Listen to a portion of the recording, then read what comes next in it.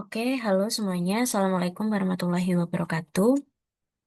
Oke, saya akan menambahkan satu subbab untuk yang di struktur data mengenai kelas diagram. Karena waktu itu saya hanya menjelaskan sekilas saja, kita belum membahas terkait connection-nya bagaimana, kemudian multiplicity-nya bagaimana, dan lain sebagainya.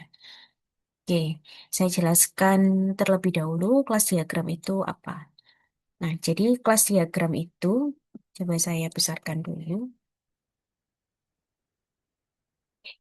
Kelas diagram itu jenis diagram dalam UML. Nah, jadi saya kenalkan istilah UML. UML itu adalah Unified Modeling Language, yaitu suatu struktur sistem yang menunjukkan kelas-kelas atribut hubungan antar kelas ataupun yang lainnya. Dan kelas diagram itu adalah salah satu jenis diagramnya. Karena kalau kalian mempelajari beberapa diagram di mata kuliah lain, yaitu ERD, kemudian Activity Diagram, kemudian use case, dan lain sebagainya, itu juga termasuk dalam UML. Begitu. Oke, jadi kelas diagram itu bisa dibilang suatu blueprint struktur OOP atau Object Oriented Programming, pemrograman berbasis objek sebelum coding. Nah, kemudian bisa dikatakan juga sebagai dokumentasi arsitektur perangkat lunak dan bisa dikatakan visualisasi. Jadi diagram itu suatu visualisasi dari antar developer atau stakeholder sebelum kita melakukan coding. Oke, nah kemudian kelas diagram posisinya dalam UML itu merupakan memiliki 14 jenis diagram. Kelas diagram termasuk dalam kategori struktural diagram. Nah, jadi UML itu punya 14 jenis, tadi yang salah satunya yang saya sebutkan ya. Jadi use case, kemudian activity diagram, kemudian ERD gitu. Itu termasuk dalam UML. Oke. Nah, kelas diagram itu termasuk dalam kategori struktural diagram. Nah, bersama dengan komponen object package deployment diagram. Oke, ini saya ulas kembali. Sebenarnya sudah saya jelaskan ya. Jadi kelas diagram itu ya jangan merubah struktur menggambarnya atau struktur pembuatannya. Jadi ada tiga kolom, sorry, tiga tabel ya. Ada tiga baris di situ, satu kolom, di mana baris pertama itu menunjukkan kelasnya. Jadi eh, kalau kelasnya misalkan kalian punya kelas mahasiswa, kemudian kelas mobil, dan lain sebagainya, nah ditulis di baris pertama. Kemudian baris kedua itu menunjukkan atributnya. Atribut itu bisa dikatakan propertiesnya atau apa yang dimiliki oleh kelas, diiringi dengan tipe datanya.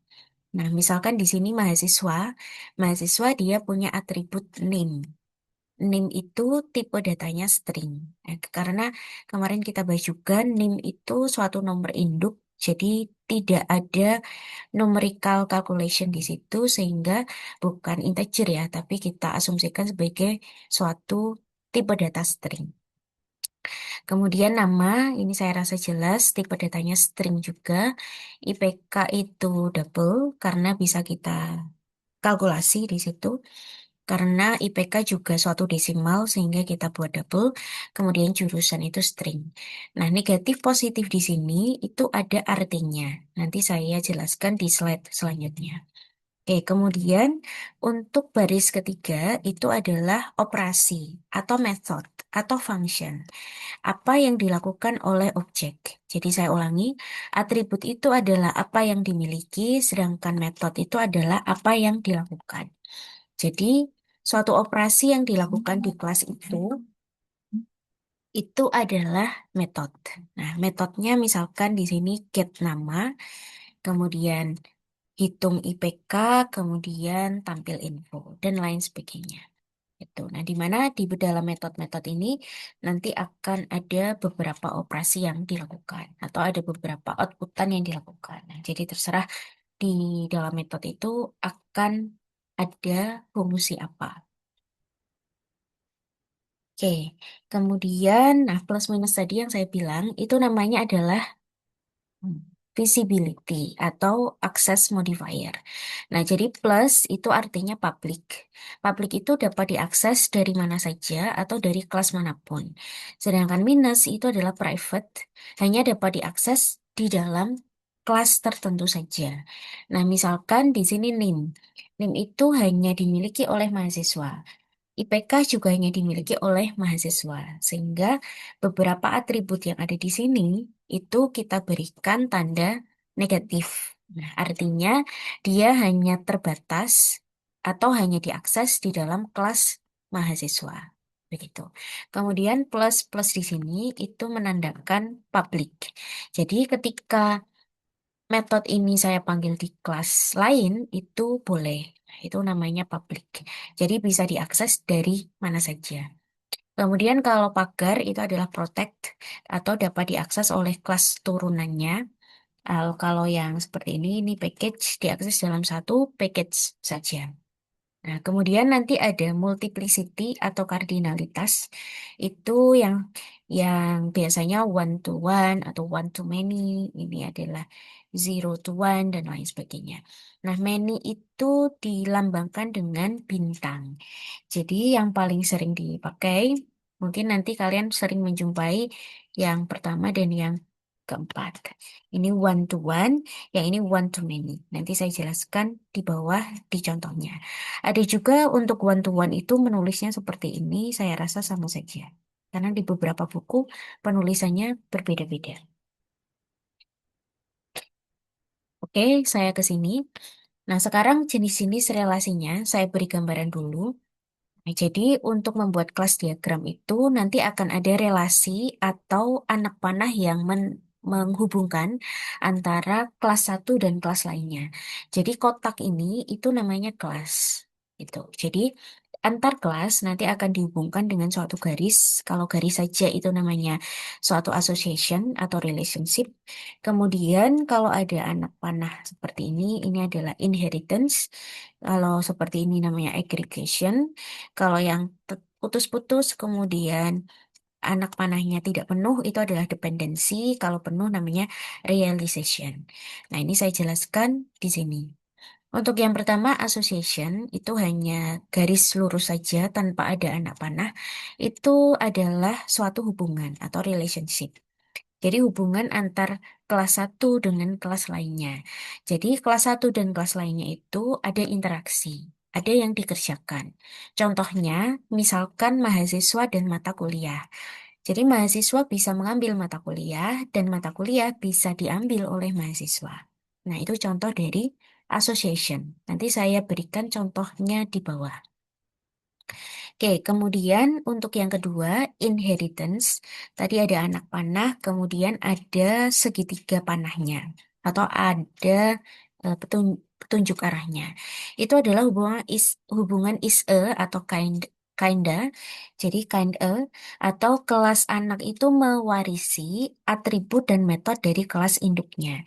Nah, jadi ada induk dan ada anaknya. Oke, misalkan di sini manajer. Manajer itu adalah induknya, sedangkan karyawan itu adalah anaknya. Jadi ada beberapa metode atau atribut yang dimiliki manajer itu akan diturunkan ke karyawan. Contoh misalkan nama, misalkan ya. Kemudian ID karyawan mungkin. Manajer itu kan punya ID juga. Nah, contohnya seperti itu. Oke, nanti seperti ini. Jadi superclass atau induk itu yang akan ditunjuk oleh anak panahnya.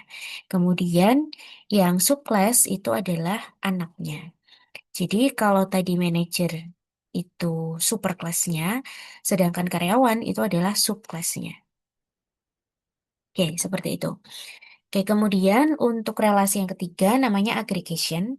Aggregation itu hubungan has a atau part of. Nah, tapi oke, di sini saya mengambil reference di sini lemah ya. Kemudian kalau ada composition itu untuk part of yang kuat. Oke, nanti saya jelaskan. Cuman saya untuk beberapa buku banyak yang menjelaskan 5 relasi saja, jadi association, inheritance, aggregation, kemudian dependency, dan realization. Jadi cukup 5 saja. Oke, saya kembali ke aggregation. Aggregation itu adalah part of. Jadi part of itu ada whole-nya dan ada part-nya. Nah, contohnya begini. Departemen itu merupakan whole dari karyawan. Nah, jadi departemen itu adalah whole-nya, karyawan itu adalah part-nya. Jadi part itu dapat berdiri sendiri tanpa whole. Contoh maksudnya begini, misalkan saya punya kelas departemen dan karyawan. Jadi karyawan itu adalah bagian dari departemen.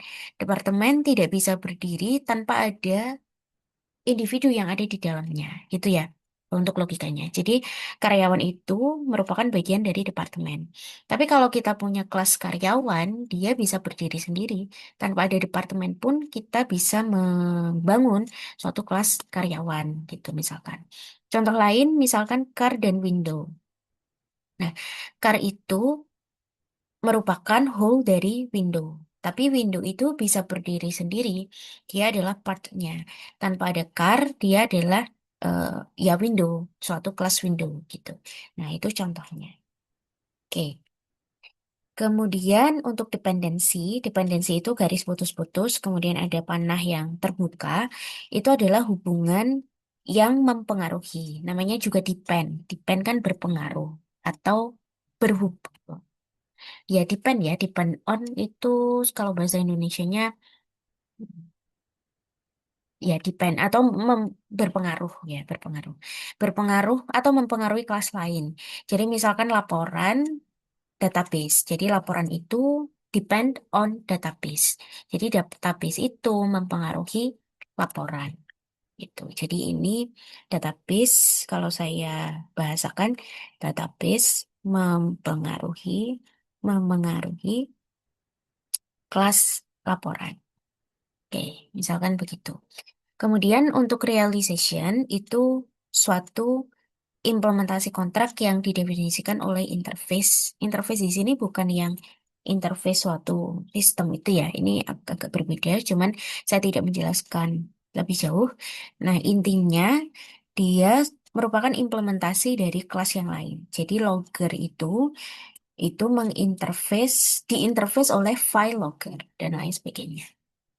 Oke, ini tadi cara membuat atau membangun suatu kelas diagram. Nanti saya berikan contohnya kalau kita membangun di suatu Draw.io. Oke, nah ini tadi aggregation. Nah, jadi whole-nya itu yang ditunjuk oleh anak panah, sedangkan yang bawahnya itu adalah parts-nya. Gitu kan? Kemudian dependency. Dependency tadi adalah yang mempengaruhi, jadi ini adalah yang dipengaruhi. Sedangkan yang bawah itu adalah yang memengaruhi. Oke. Nah, interface-nya ada di atas untuk yang realization, kemudian concrete class-nya yang di bawah. Gitu. Ini nggak harus atas bawah ya, tapi bisa kanan kiri. Nah, jadi tergantung kalian menyusun kelas diagramnya. Oke, kemudian saya lanjutkan ke contoh. Nah, ini saya punya 3 kelas anggota, peminjaman, dan buku. Nah, kalau kita ceritakan, anggota itu bisa meminjam sebuah buku, kan begitu. Oke, kita ulas satu-satu. Di anggota itu punya atribut ID anggota, kemudian nama, kemudian email. Nah, ID, kemudian nama email itu hanya dimiliki oleh anggota, sehingga di sini kita buat private. Oke. Kemudian di sini ada pinjam buku dan kembali buku. Nah, ini kita bisa mengakses di kelas yang lain sehingga di sini kita buat public. Di peminjaman ada ID pinjam, jadi berbeda dengan ID anggota, ID pinjam, tanggal kembali, dan lain sebagainya. Kemudian di sini ada metodenya. Buku juga sama, ada ISBN, judul, stok. Nah, di sini private, kemudian di sini public. Oke, kemudian kita bahas relationnya. Di sini association. Nah, jadi berhubungan, anggota bisa melakukan peminjaman dan peminjaman itu bisa dilakukan oleh anggota. Jadi kita menggunakan association saja. Oke, kemudian buku itu bisa dipinjam, ya kan? Peminjaman itu objeknya adalah buku. Nah, misalkan begitu. Oke, ini hanya suatu association atau hubungan relationship saja. Oke, kemudian kita bahas multiplicity-nya. Nah, di sini multiplicity-nya hati-hati, saya jelaskan eh, satu-satu. Jadi, kalau saya ceritakan, anggota itu bisa melakukan banyak peminjaman. Nah, sehingga di sini multiplicity-nya one to many. Nah, di sini one to many. Artinya, saya jelaskan di sini. Artinya anggota dapat melakukan banyak peminjaman. Nah, sedangkan di sini one to one itu artinya peminjaman itu, nah, kalau kalian lihat di peminjaman itu hanya ada ID peminjaman, tanggal dan tanggal kembali. Nah, biasanya tanggal pinjam, tanggal kembali itu merupakan atribut yang ada di satu anggota, ya kan? Satu anggota. Jadi satu peminjaman itu menjelaskan satu orang yang pinjam atau satu anggota. Gitu. Sehingga di sini one to one. Sama juga yang ada di sini peminjaman dan buku. Kita bahas satu-satu. Nah, di sini one to many artinya buku bisa dipinjam atau buku itu bisa eh, bis- bi- bisa banyak dipinjam ya. Maksudnya satu buku itu bisa dipinjam banyak orang gitu. Kalau di sini one to one, jadi suatu ID pinjam, satu tanggal pinjam atau satu peminjaman itu menjelaskan satu buku yang dipinjam. Gimana ya saya menulisnya? Jadi satu peminjaman, nah, membacanya begini ya, satu peminjaman menjelaskan satu buku. Nah, sedangkan yang ini berarti satu buku bisa dipinjam lebih dari satu.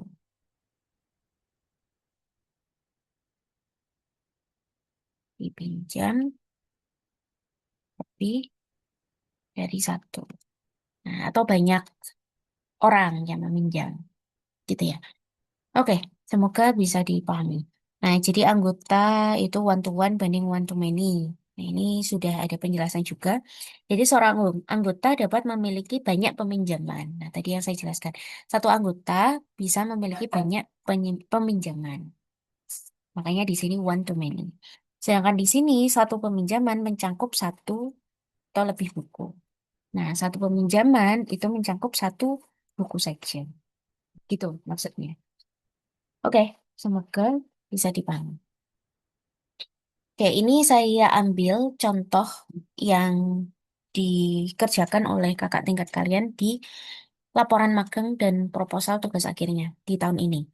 Oke, jadi di sini ada kelas login user, kemudian material barang, permintaan barang, penerimaan barang, dan lain sebagainya. Oke, kemudian oh, di sini hanya atribut saja ya, tidak ada metodenya. Oke, ini atribut saja. Cuman yang saya garis bawahi, coba kita bahas multiplicity-nya. Nah, multiplicity di sini, ini one to many. Many itu bintang, jadi bintang, one to many. Artinya login suatu user itu bisa memi- memiliki banyak material barang. Misalkan begitu. Oke, kemudian apalagi ya di sini? Nah, ini misalkan suatu user itu hanya bisa melakukan satu PO saja. Oke.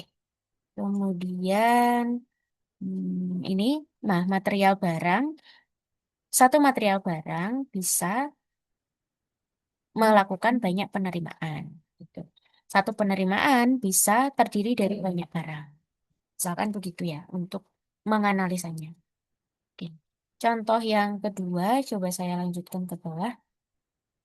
Nah, ini ada user, kemudian tugas, dan juga pengumpulan. Kalau ini saya rasa seperti cerita yang peminjaman buku tadi.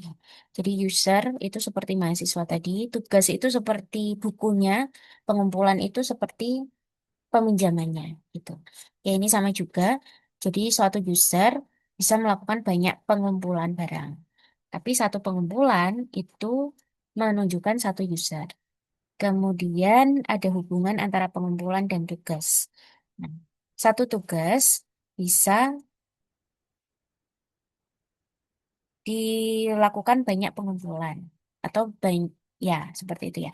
Sedangkan satu pengumpulan, satu ID pengumpulan user itu menggambarkan satu tugas saja. Itu, itu contohnya. Oke, nanti kalian bisa mencari beberapa contoh lain. Oke, mungkin cukup untuk video atau penjelasan saya kali ini. Semoga bisa dipahami. Oke, di sini saya akan tambahkan bagaimana cara membuat kelas diagram di Draw.io. Saya rasa kalian juga sudah kenal Draw.io karena sudah diperkenalkan di dasar pemrograman ya. Oke, kalian bisa di web kalian saja, kalian tulis Draw.io, Draw.io atau Draw.io begitu saja. Nanti yang paling atas itu kalian buka. Nah, itu yang ini ya, kalian buka gitu. Oke, kemudian start. Nah, nanti kalau misalkan dibuka, tampilannya akan seperti ini.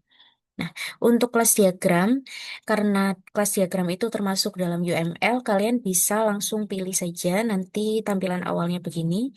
Kalian pilih saja yang UML.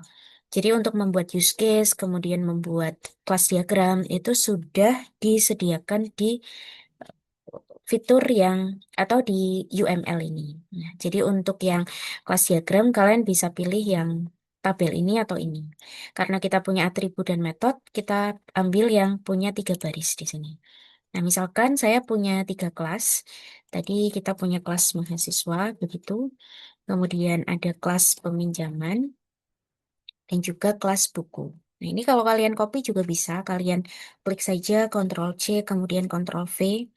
Nah, di sini misalkan kelas buku. Oke, nanti untuk atribut dan metodenya tergantung masing-masing apa atribut dan metode di kelas-kelas terkait. Begitu.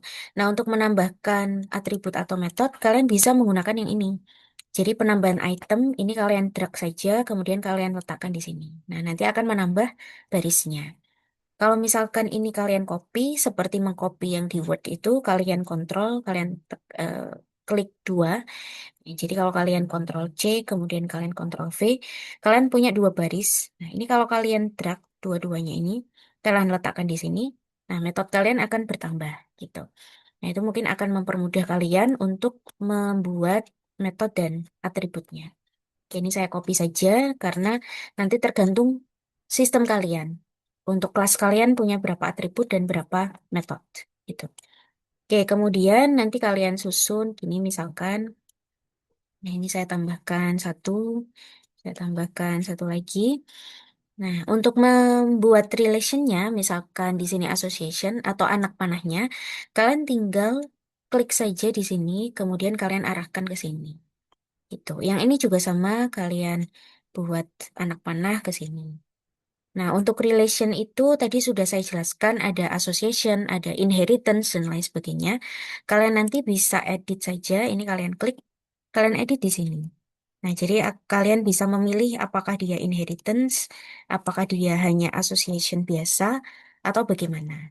Nah, jadi akan merubah bentuk anak panahnya. Karena mahasiswa buku dan peminjaman itu hanya suatu relation biasa, saya akan memilih yang paling atas saja. Yang ini juga yang paling atas. Nah, begini misalkan. Nah, kemudian untuk membuat suatu hubungan one to one atau one to many tadi, kalian bisa langsung klik dua saja di sini. Kalian pilih teks. Nah, kalian bisa tulis apakah dia one to one atau one to many. Oke, ini misalkan saya copy saja begini. Nah, kalau yang ini adalah one to many. Nah, gitu misalkan. Oke, jadi mahasiswa bisa meminjam banyak buku. Nah, gitu misalkan. Oke, dan seterusnya. Nanti kalian bisa eksplor sendiri untuk pembuatan kelas diagram ini. Oke, mungkin cukup sampai sini penjelasan dari saya. Semoga bisa dipahami. Oke, wassalamualaikum warahmatullahi wabarakatuh.